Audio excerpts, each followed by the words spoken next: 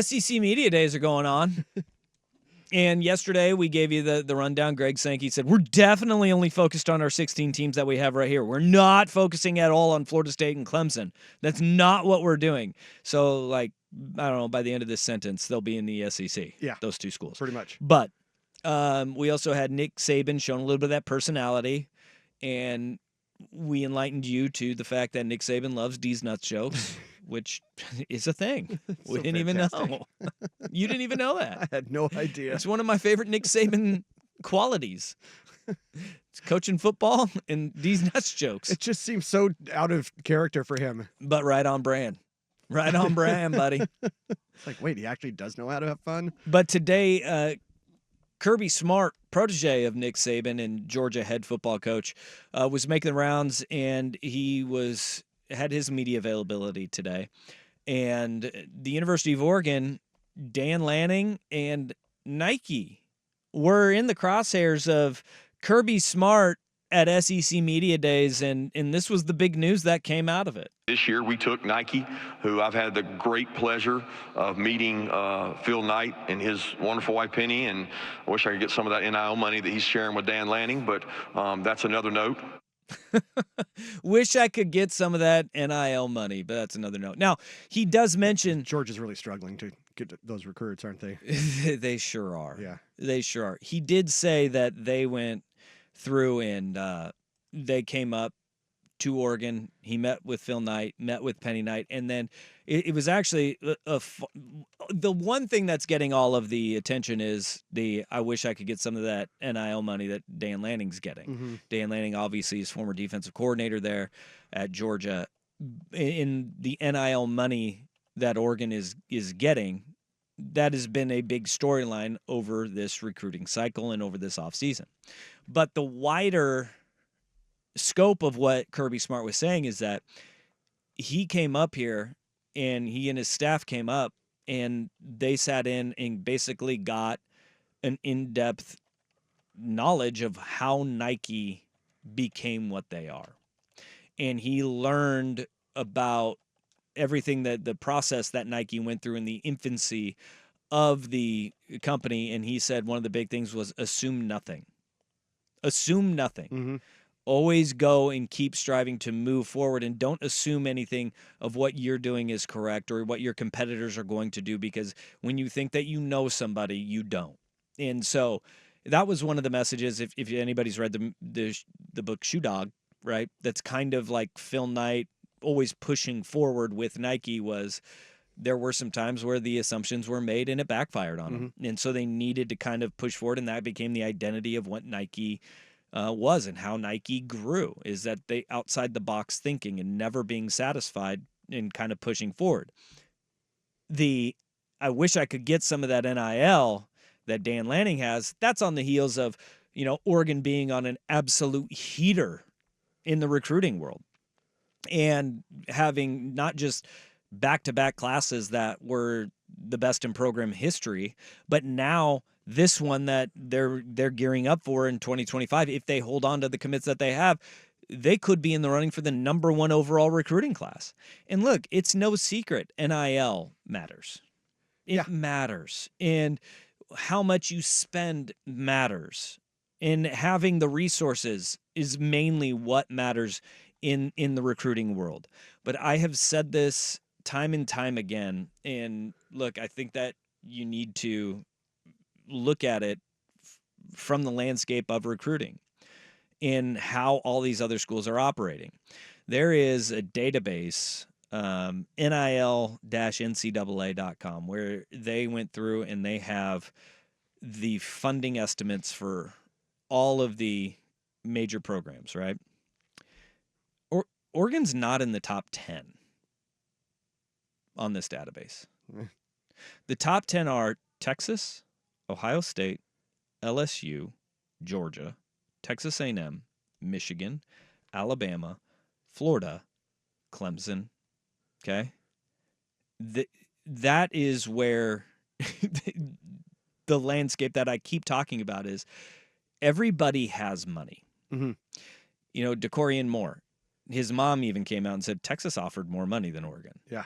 Okay? when you have all of these universities, I think Oregon was like 19th on that list as far as the funding goes. But that doesn't mean Oregon doesn't have the unlimited resources. Right. Division Street, the collective that they have formed and Phil Knight formed and hired the former CEO of Nike to operate, or president of women's sports, St. Clair. They hired people to operate this as a collective that will have sustainability moving forward. Not just, Oregon doesn't operate their NIL as, a player to player, year to year, that we've heard a lot of the collectives that have a ton of money and are throwing money at guys operate as. They basically are saying, we're going to build a portfolio that we can have sustainability as we move through the different iterations, right? Mm-hmm. And there's a lot of resources that are going to be there. You want to be sustainable moving forward, because it's no secret that people get old, people will die, some boosters get disinterested, but you want to have something that can move forward, and your collective will not just be a player to player or year to year. Because look, not every player pans out. We know that. Guys can be slam dunk 5-star recruits, and they just don't pan out when they get to the next level. Mm-hmm. Like that is a reality. And when you get that, you have like the stories that we were hearing out of Florida and Tennessee, where guys weren't performing and you had boosters yanking that money out. And I think that one thing that you have is, if you have a big collective and you have a large base of money that you can dip into to get your foot in the door with recruits and close deals with recruits, those are where an NIL becomes a separator. Recruiting still is a relationship business. It truly is. Yeah. Because we just listed all of those programs that, according to NIL-NCAA, they are going off of the databases where NIL money is everybody has to make it publicly, unless you're a private school. Mm-hmm. I think it has to be publicly available, right? Right. When the NIL deals come through. Got to answer to those taxpayers. Sure, even though I don't know how Yeah. much money's, it doesn't really pertain to them at all. Nope. But if you look at it in this database, Oregon is not a top 10 spender in their collective. Well, that doesn't mean that they don't have unlimited resources. That doesn't mean that moving forward, and since in this information was collected, that Oregon is not vaulting up and becoming more of a player in the NIL realm. But the reality of it is, like we just had, there was just a kid that tweeted out earlier today, the 5-star safety, Jonah Williams, said, "I cannot be bought. Money is not the reason I commit somewhere."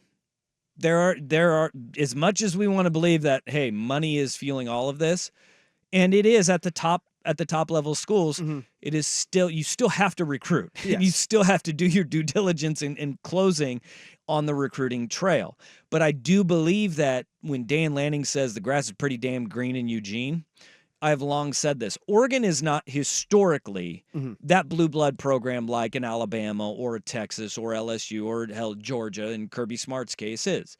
They have not won national titles. They are relatively new to the scene of college football. But one thing that I think is hard to detach people from is that since every single one of these kids was recruited, that is being recruited right now, since all of these kids have been alive, Oregon has been relevant in college football. There was just a tweet that came out that of a player at Kent State who said, "This is surreal. When the last NCAA game came out, I was in the 4th grade." And that was 2014. Yeah. Okay? That's a current player in college football saying, "I was in the 4th grade when the last NCAA game came out." That is the age of where we are looking at all these players. Think about that. That kid was in 4th grade, or that young man was in 4th grade when the last NCAA game came out.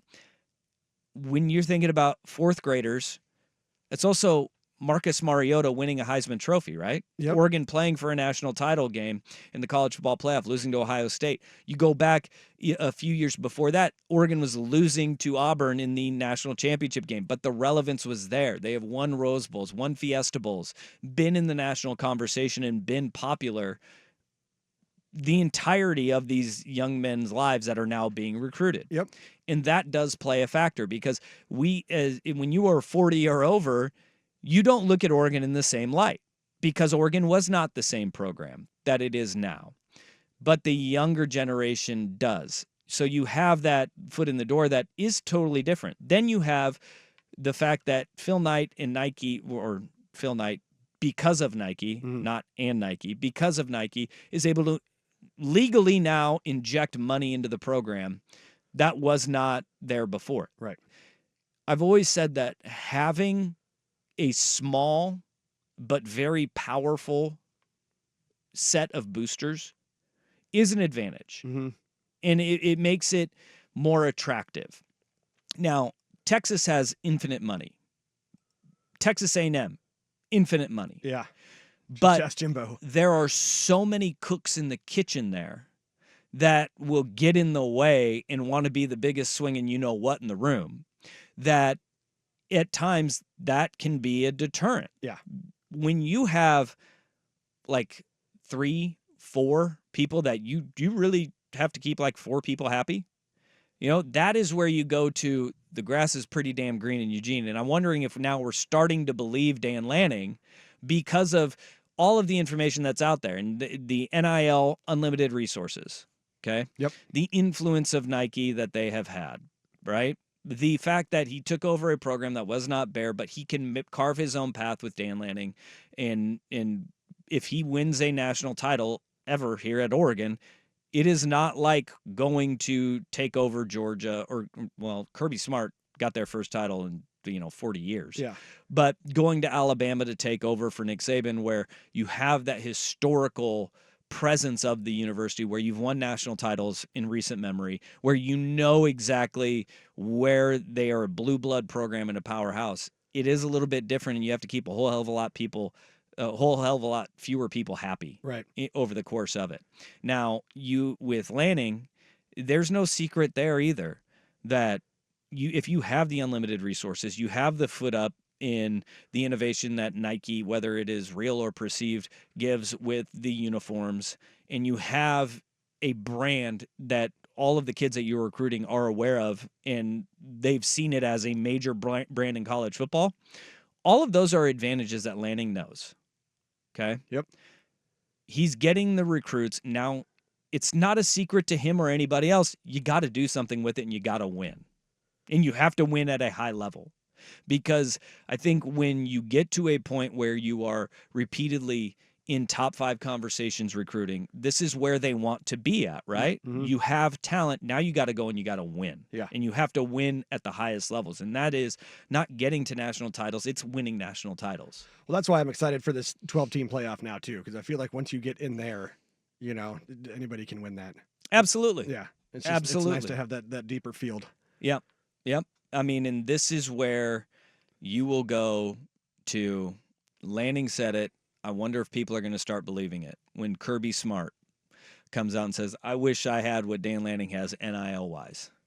Because Lanning doesn't have national titles like Kirby Smart. Mm-hmm. He is not in a recruiting hotbed in the South like Georgia is. Right.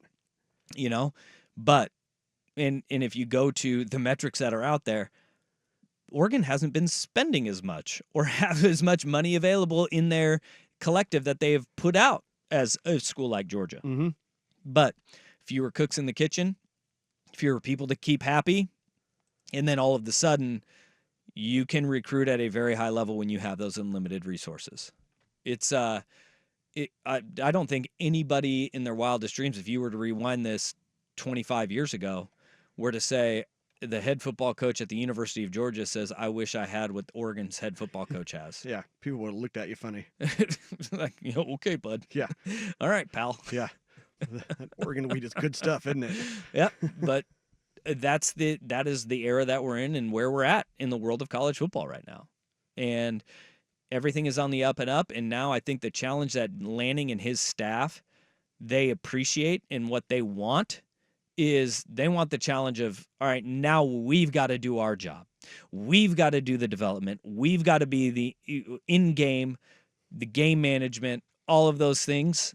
Now we've risen everything else up from a competitive standpoint to the playing field being level with the big boys of college football. It wasn't that long ago that Chip Kelly was leading the Oregon Ducks to the Rose Bowl against Ohio State and saying, I wish I had more guys like them. Yeah. You know, looking at their offensive and defensive linemen. Oregon now has that. Yeah. Now this coaching staff, it's on them to go out and win at a really high level. And I think that is the challenge that, like, you hear Lanning talk, you see the competitiveness that they kind of institute on a daily basis. That's exactly what they want. Yeah. And they want it to kind of be put on them to where it's not, oh, well, they don't have, you know, X, Y, or Z. They're just not big enough in the trenches. Oh, they're just not good enough in skill positions.